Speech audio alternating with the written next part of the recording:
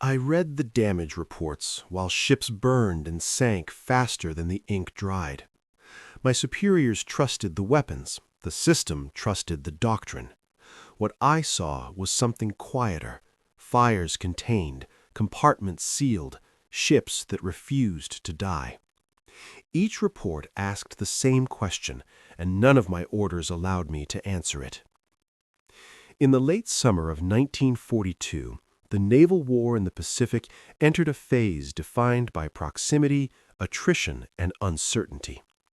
After the opening carrier clashes of the year, control of sea lanes around the Solomon Islands became the immediate operational concern for both the Imperial Japanese Navy and the United States Navy. The focal point was Guadalcanal, where U.S. Marines had landed in August and begun constructing an airfield that threatened Japanese movement through the region. From that moment onward, naval engagements were no longer abstract contests of doctrine, but nightly struggles fought at short range, often in darkness, under imperfect command and limited information. By October 1942, Japanese surface forces were conducting repeated bombardment and resupply missions through the narrow waters later known as Iron Bottom Sound. Their objective was to neutralize the airfield, Henderson Field, and to deliver troops and supplies despite increasing American air presence during daylight hours. The U.S. Navy, still recovering from earlier losses and operating with a mixed force of older cruisers and newly commissioned destroyers, attempted to intercept these movements. Neither side possessed complete situational awareness, and both were forced to operate beyond the margins of their pre-war planning. Within this operational environment, Japanese naval officers relied on long-established assumptions about how warships responded to damage. Imperial Japanese Navy doctrine emphasized offensive striking power, torpedo attack, and decisive engagement.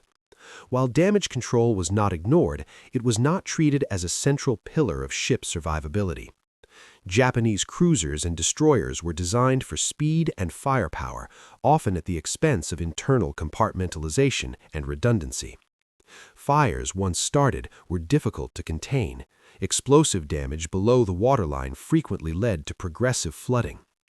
These characteristics were known within the fleet, but they were accepted as necessary trade-offs in pursuit of tactical superiority. Across the Sound, American ships reflected a different design philosophy, shaped by earlier interwar assessments and a cautious approach to survivability. U.S. naval architecture favored extensive compartmentalization, multiple fire mains, and standardized damage control procedures drilled into crews regardless of specialty. These measures did not guarantee survival, but they were intended to preserve fighting capability long enough for a ship to withdraw or continue operating under reduced conditions. In peacetime, these routines often appeared tedious and secondary to gunnery or navigation. In combat, their value would be tested under extreme stress. On the evening of 11th October 1942, a Japanese bombardment group under Rear Admiral Aritomo Goto approached Guadalcanal from the northwest. The force consisted of heavy cruisers Aoba, Furutaka, and Kinugasa, accompanied by destroyers. Their mission was to shell Henderson Field in preparation for a major ground defensive. Unbeknownst to them, a U.S. naval task group under Rear Admiral Norman Scott had positioned itself to intercept the Japanese ships. The Americans had limited radar capability, but it provided an early warning that would shape the encounter. As the two forces closed, confusion emerged on both sides. Orders were misunderstood, formations shifted, and identification of friend and foe was imperfect. When gunfire erupted shortly after 2300 hours, the engagement unfolded rapidly. Japanese ships were hit early, including Admiral Goto's flagship Aoba, which suffered significant damage and casualties. Furutaka was later sunk after repeated hits and torpedo damage. For Japanese officers observing from surviving vessels, the outcome was unexpected. They had anticipated inflicting damage, not absorbing it at such close range. Yet what drew particular attention in the aftermath was not only the loss of Japanese ships, but the survival of American ones. Several U.S. cruisers and destroyers had been struck by gunfire, some at short range. Fires broke out, compartments were breached. Despite this, none of the major American ships sank during the engagement. They withdrew, battered but afloat, many retaining propulsion and partial combat capability. This pattern would repeat itself in subsequent actions. In November 1942, during the intense series of night battles surrounding the naval battle of Guadalcanal, U.S. ships endured heavy punishment. The cruiser USS San Francisco was hit dozens of times by shells of various calibers, sustaining catastrophic damage to its superstructure and suffering severe casualties among its command staff. Yet the ship remained afloat and was eventually able to retire under its own power. The destroyer USS Laffey absorbed extraordinary damage at point-blank range, including shell hits and near misses from torpedoes, but continued maneuvering until the end of the action. Japanese officers studying these encounters began to note a troubling inconsistency between expected and observed results. Shell hits that by pre-war assumptions should have rendered enemy ships uncontrollable did not always do so. Fires that would have doomed Japanese vessels appeared to be contained aboard American ones. Even when radar was discounted and tactical surprise acknowledged, the persistence of damaged U.S. ships raised questions that Doctrine alone could not answer. Among those tasked with observing and reporting on these engagements were staff officers assigned to fleet headquarters and technical bureaus. Their role was not to command ships in action, but to collect operational data, analyze outcomes, and adjust expectations. One such officer, serving in a planning capacity within the combined fleet, reviewed after-action reports from the Solomon Islands with increasing concern. Trained in naval engineering and gunnery assessment, he focused on the practical effects of damage rather than the sequence of maneuvers. His routine work involved comparing reported shell impacts with observed outcomes. He noted the number of hits recorded against U.S. cruisers and destroyers, cross-referenced with reconnaissance reports and intercepted communications indicating that these ships had not been lost. In several cases, American vessels returned to service after repairs. The discrepancy suggested that factors beyond armor thickness or shell caliber were influencing survivability. Initial explanations centered on luck or incomplete reporting. It was possible that American ships had been more severely damaged than initially believed and would later be written off. However, as weeks passed and the same hulls reappeared in subsequent operations, this explanation lost credibility. The officer began to consider internal ship practices: how fires were fought, how flooding was managed, how crews responded in the minutes following impact. Japanese after-action doctrine emphasized the decisive moment of engagement, not the prolonged struggle to keep a ship afloat afterwards. Reports often ended once a vessel was deemed disabled. In contrast, American reports, when captured or indirectly referenced, included extensive detail on post-hit procedures. Fire boundaries were established, ammunition handling rooms were flooded deliberately to prevent explosions. Power was rerouted around damaged circuits. These measures required training, coordination, and a willingness to sacrifice certain compartments to save the ship as a whole. The officer's analysis did not yet challenge official doctrine. Instead, it highlighted a growing operational problem. Japanese weapons were performing as designed, yet the results were less decisive than expected. Torpedoes struck targets but did not always sink them quickly. Gunfire inflicted casualties but did not guarantee loss. This reduced the effectiveness of night engagements, which relied on rapid attrition to achieve local superiority before daylight air attacks intervened. Within fleet discussions, this issue surfaced indirectly. Commanders reported frustration that enemy ships refused to sink. The phrasing was informal but revealing. It implied a gap between expectation and reality that could not be explained solely by tactical error. However, the institutional framework of the Imperial Japanese Navy made it difficult to elevate damage control as a central concern. The emphasis remained on improving offensive coordination and refining night fighting techniques. For the officer reviewing the reports, the work continued in a measured, methodical fashion. He compiled case studies of engagements, noting not only when American ships were hit, but how they survived.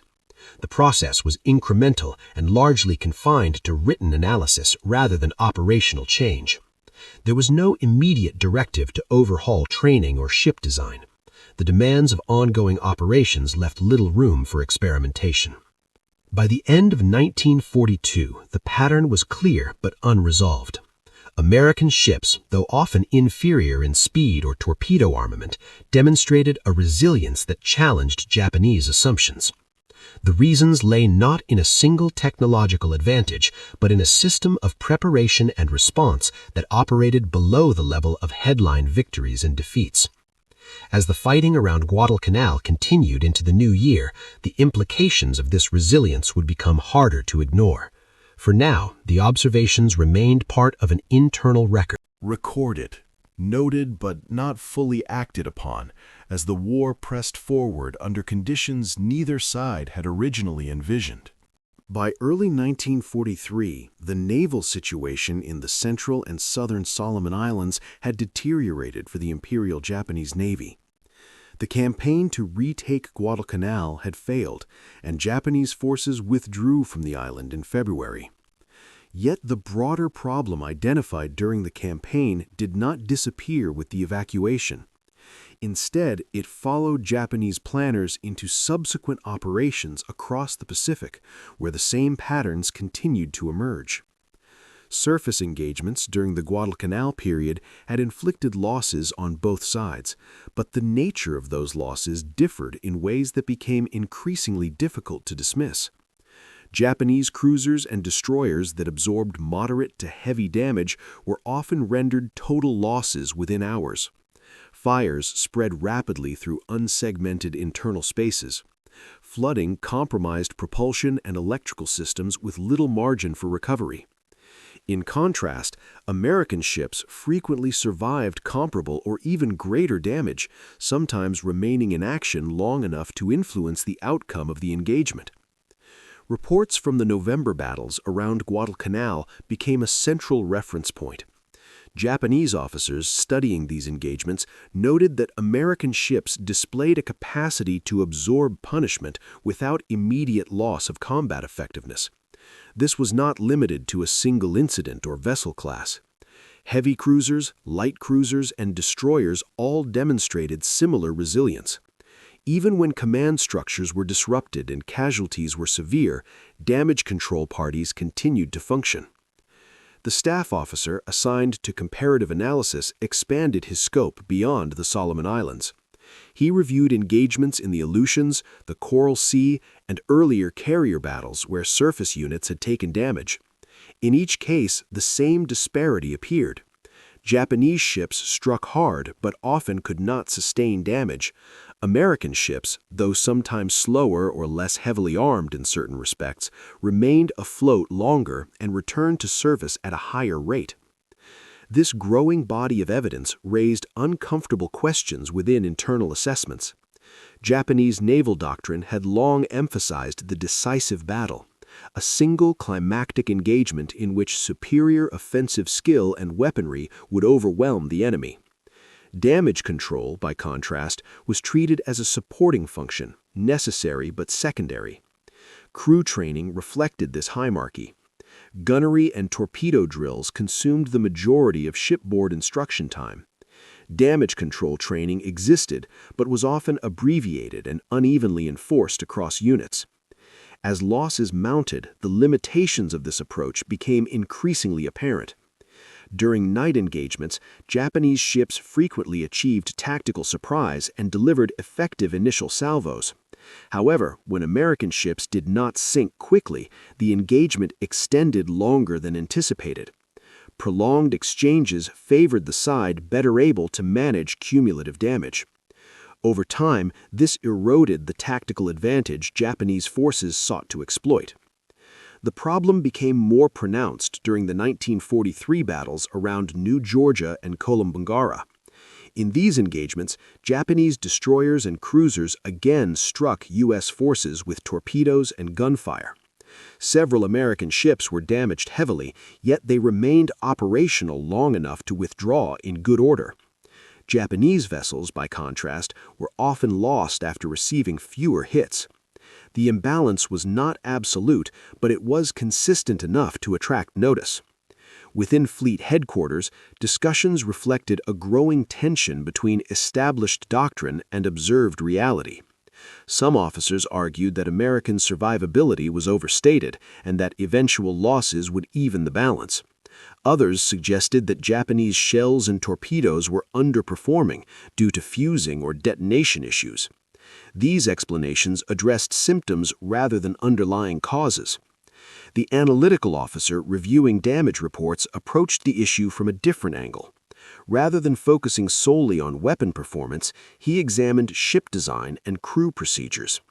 American ships featured extensive subdivision with watertight compartments designed to localize flooding. Fire mains were looped and redundant, allowing water pressure to be maintained even when sections were damaged. Damage control lockers were distributed throughout the ship, providing ready access to equipment. Japanese ships, by comparison, relied on centralized systems. When these systems were compromised, recovery options were limited. Firefighting equipment was less standardized, and training emphasized obedience to orders rather than decentralized initiative. In the chaos of battle, this structure could hinder rapid response to evolving damage. The officers' findings were not speculative. They were grounded in captured manuals, intelligence summaries, and post-engagement reconnaissance. In some cases, Japanese submarines or aircraft observed American ships that had been expected to sink returning to port under escort. Repair timelines indicated that these ships were restored to service within months, sometimes weeks. This contrasted sharply with Japanese repair capacity, which was constrained by limited industrial infrastructure and increasing pressure from American air attacks. As these reports circulated internally, they encountered institutional resistance. Acknowledging the effectiveness of American damage control implied a deficiency within Japanese practice. Such admissions were difficult within a hierarchical organization that prized doctrinal consistency and perceived cultural superiority. The prevailing view held that Japanese sailors possessed greater fighting spirit and would prevail through determination and offensive resolve. Yet operational reality continued to challenge this belief. In engagements where Japanese forces failed to achieve rapid, decisive results, attrition favored the United States. Each surviving American ship represented not only a tactical setback, but a strategic problem, as it would return to the fight after repair. Japanese losses, by contrast, were often permanent. The tension between these perspectives intensified as the war shifted into a more defensive phase for Japan. By mid-1943, American forces had begun advancing through the Central Pacific, employing amphibious landings supported by overwhelming naval and air power. Japanese surface units increasingly operated under conditions of numerical inferiority. In such circumstances, survivability became even more critical. Despite this, formal changes to damage control doctrine were slow to materialize. Training schedules remained crowded and resources were limited. Some commanders attempted incremental improvements, conducting additional drills or emphasizing fire control procedures. These efforts varied widely between units and lacked centralized enforcement. Without a clear directive from high command, damage control remained unevenly prioritized. The analytical officer continued his work, now focusing on case comparisons. He selected engagements where Japanese and American ships of similar size and role had exchanged fire under comparable conditions. The outcomes reinforced his earlier conclusions. American ships consistently demonstrated a greater ability to isolate damage and maintain essential functions. This realization did not lead to immediate reform, but it did alter internal assessments of enemy capability. American resilience was no longer dismissed as incidental. It was recognized as a systemic advantage, rooted in training, design, and organizational culture. This recognition created a subtle but significant shift in how engagements were evaluated after the fact. By late 1943, as Japanese naval operations became increasingly constrained by fuel shortages and air superiority losses, the problem assumed a different character. The opportunity to apply lessons learned diminished as the scope for surface engagements narrowed. Nevertheless, the record of earlier battles remained, documenting a recurring failure to achieve expected results despite effective initial attacks. The officers' reports, circulated among a limited audience, underscored a growing disconnect between doctrine and reality. Japanese ships could still strike hard, but they lacked the endurance to capitalize on those strikes. American ships, through disciplined damage control, absorbed punishment and persisted. This imbalance, once peripheral, now stood as a structural disadvantage. As the war moved towards its later stages, the implications of this disparity would become increasingly evident, not only in individual engagements, but in the cumulative erosion of Japanese naval strength. The question was no longer whether American ships were unusually resilient, but whether Japanese forces could adapt under the constraints they now faced. By the beginning of 1944, the Imperial Japanese Navy faced a narrowing range of options. The attrition suffered in the Solomon Islands and New Guinea campaigns had reduced the number of experienced crews and available hulls. Fuel shortages further limited training opportunities. Large-scale fleet actions were increasingly unlikely, replaced by defensive operations aimed at delaying American advances rather than reversing them. Within this constrained environment, previously theoretical concerns became immediate and personal for officers tasked with preparing ships and crews for combat. The staff officer who had spent the previous year analyzing battle damage reports was reassigned to a role that brought his work closer to operational reality. Rather than remaining solely within fleet planning circles, he was attached to a surface unit staff responsible for readiness assessments. This position required him to observe training firsthand, review ship inspections, and advise commanders on preparation within the bounds of existing doctrine. His daily routine was methodical. He reviewed drill schedules, inspected damage control equipment, and observed crew responses during simulated emergencies. What he saw confirmed many of his earlier conclusions. Damage control drills were conducted infrequently and often treated as formalities. Firefighting exercises followed scripted sequences rather than dynamic problem-solving. Junior sailors waited for orders rather than acting independently to contain flooding or isolate fires. These practices contrasted sharply with what intelligence summaries described aboard American ships. U.S. crews were trained to act immediately upon damage, often without waiting for centralized direction. Responsibility for initial response was distributed, enabling faster containment of localized crises. This difference in approach was not a matter of individual courage, but of institutional expectation. The officer's assessment reports grew more pointed.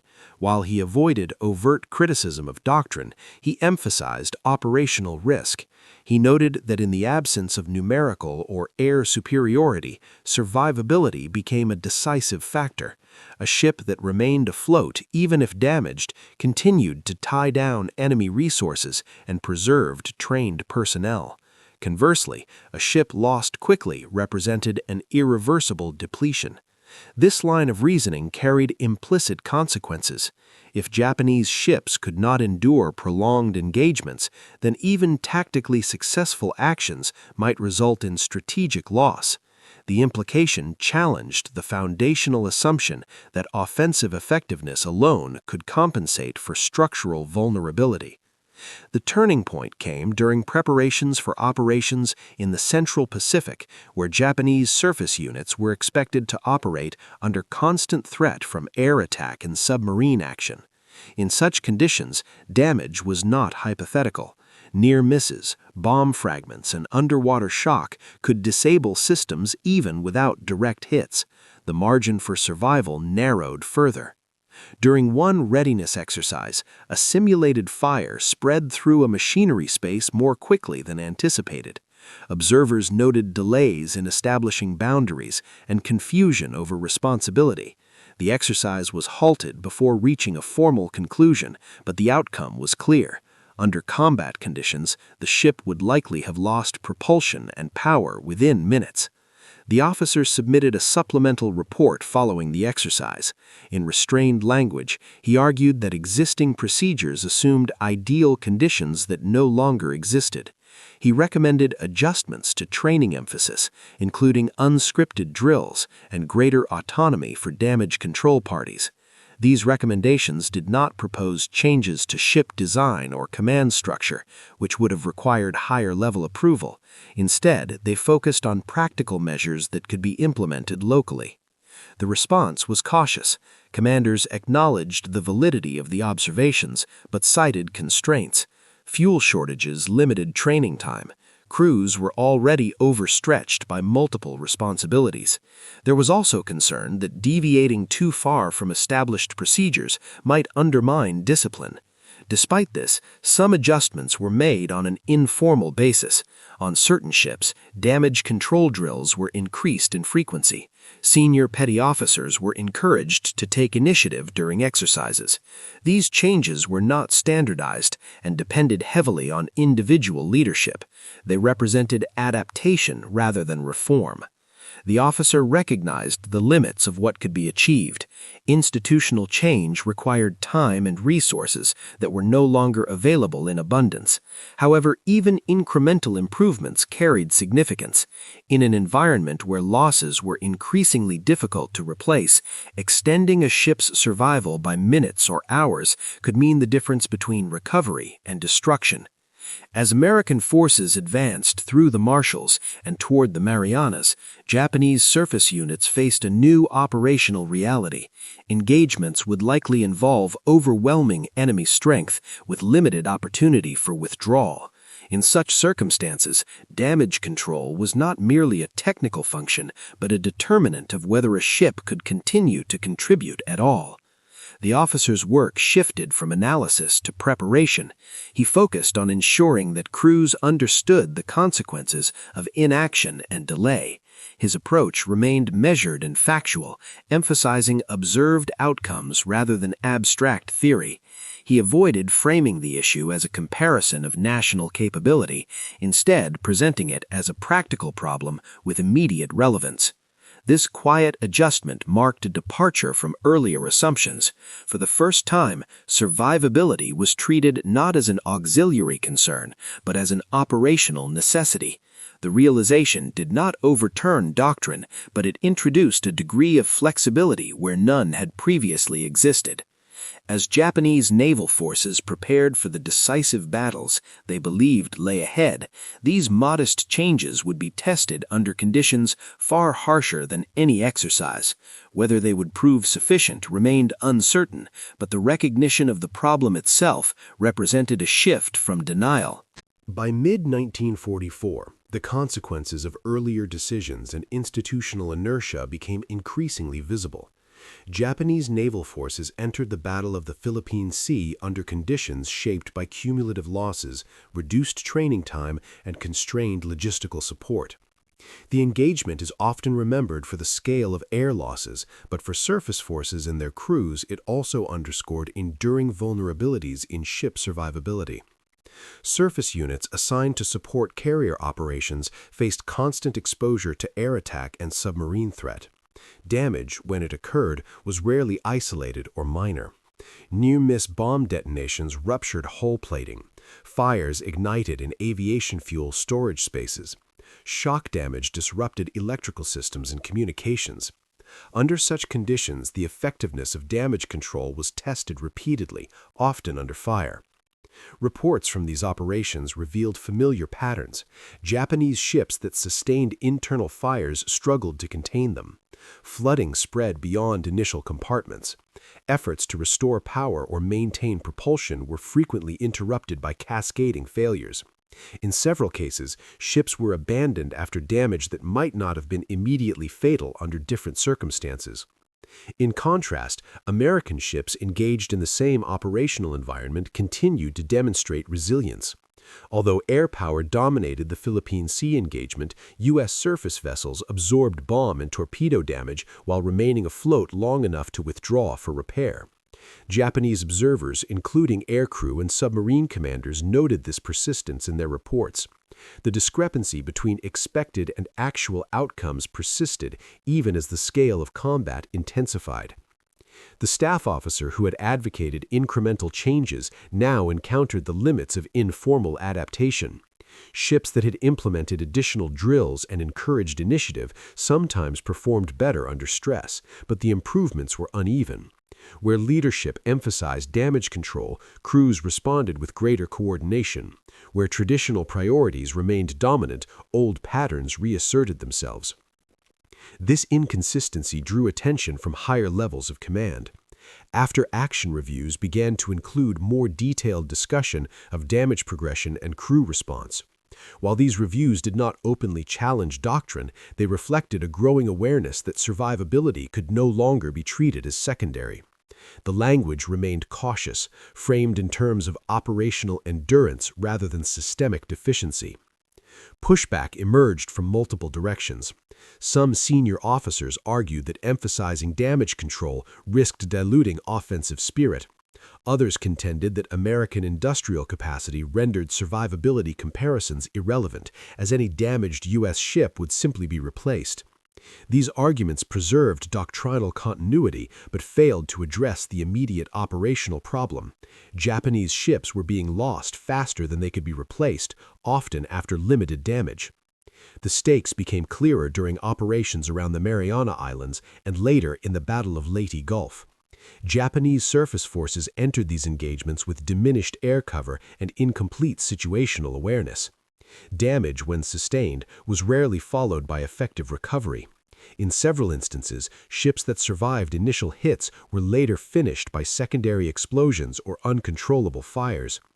Leyte Gulf, in particular, exposed the cumulative impact of these vulnerabilities. During the complex series of actions in October 1944, Japanese ships achieved moments of tactical success.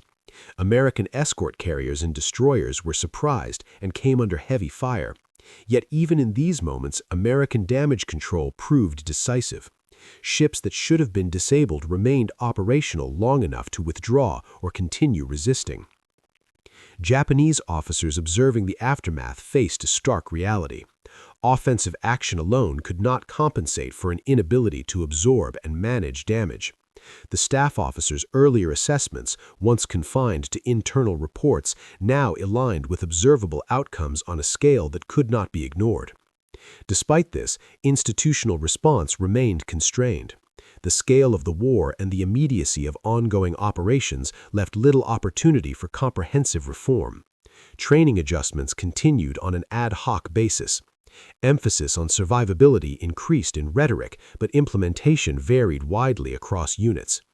For the officer who had followed this issue from analysis to operational consequence, the experience underscored the limits of incremental change in a system under extreme pressure. Recognition had come too late to alter the broader trajectory. However, within individual ships and crews, the impact of earlier advocacy could still be measured. In some cases, faster response and better coordination extended survival long enough to save lives, even if the ship itself was ultimately lost. As 1944 drew to a close, the Imperial Japanese Navy faced a strategic environment defined by scarcity and retreat. The lessons drawn from encounters with American damage control were no longer theoretical. They were written into loss reports, casualty lists, and the shrinking roster of operational ships. The question that remained was not whether American survivability had influenced outcomes, but how this realization would be recorded and interpreted once the fighting ceased. For now, the war continued, and the consequences of earlier choices unfolded with each new engagement. By the final year of the war, the issue that Japanese naval officers had struggled to articulate during the Solomon Islands campaign had become unmistakable. American ships continued to survive damage at rates that Japanese planners could neither ignore nor counter. This was no longer a matter of isolated engagements or unusual circumstances. It was a systemic difference revealed repeatedly under the most demanding operational conditions. As Japanese naval operations contracted under overwhelming American pressure, opportunities for large surface engagements diminished. Fuel shortages limited movement. Air superiority was largely lost. Surviving ships were often held in port or committed to missions with little expectation of return. In this environment, the practical value of damage control became paradoxical. It mattered enormously for survival, yet there was less opportunity to benefit from it. The staff officer who had spent years examining battle damage and crew response remained in service through the war's final phase.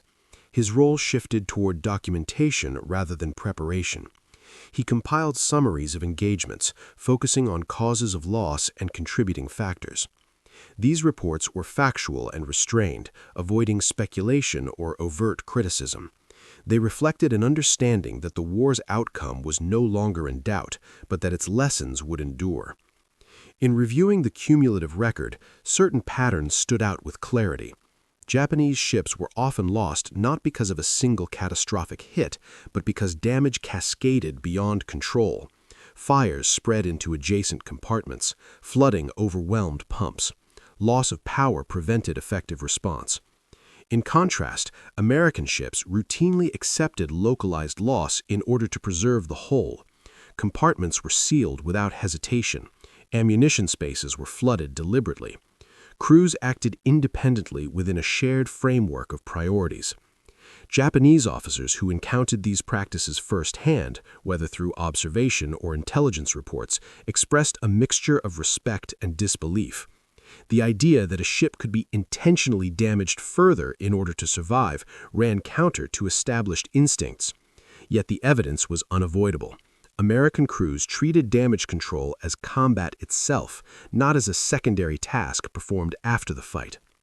After Japan's surrender in August 1945, naval officers were tasked with contributing to internal histories and post-war analyses.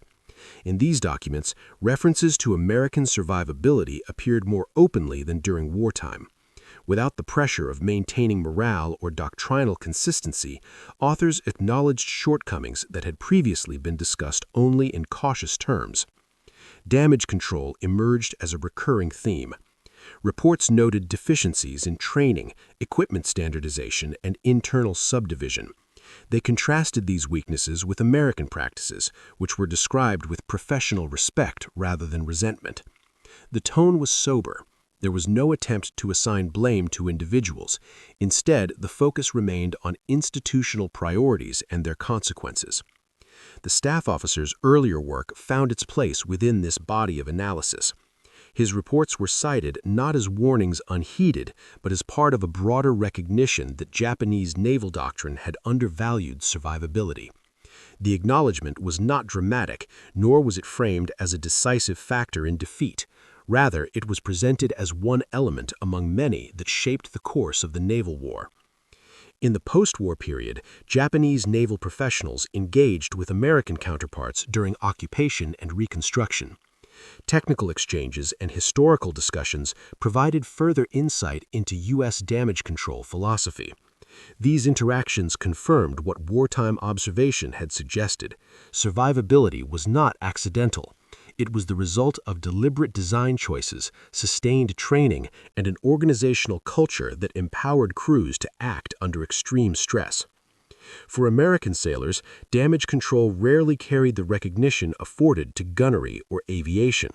It was practiced in cramped compartments, amid smoke and heat, often by men whose names never appeared in official histories. Yet their work preserved ships, saved lives, and sustained operational momentum. Japanese officers who studied the record came to understand this quiet contribution as a form of discipline as demanding as any offensive skill. The legacy of this realization extended beyond the war itself. In the years that followed, naval forces worldwide reassessed their approach to ship survivability. Lessons drawn from the Pacific War influenced design standards, training programs, and doctrinal balance. Compartmentalization, redundancy, and decentralized response became central considerations rather than supporting features. For the Japanese Navy that emerged in the post-war era under new constraints, these lessons were incorporated deliberately. Survivability and safety were emphasized not as concessions to caution, but as foundations of effective operation. The painful record of wartime losses provided a clear rationale. The officer whose work had traced this issue from early observation to final assessment did not achieve prominence in public memory. His contribution lay in careful documentation and measured analysis, rather than dramatic action. Yet his perspective helped preserve an accurate account of how and why ships were lost, and why others survived. In the end, the disbelief expressed by Japanese naval officers during the war gave way to understanding. Damage control did not negate the power of weapons or the importance of tactics, but it altered the meaning of endurance. It allowed ships to remain present, crews to remain alive, and operations to continue beyond the moment of impact. The story of American ship survivability in the Pacific, therefore, is not solely a story of technology or doctrine. It is a record of preparation, discipline, and countless decisions made under pressure by individuals whose work was rarely visible but consistently decisive. If you value careful historical accounts of overlooked practices and the people behind them, consider supporting this channel by subscribing and continuing to explore these lesser-known dimensions of the Second World War.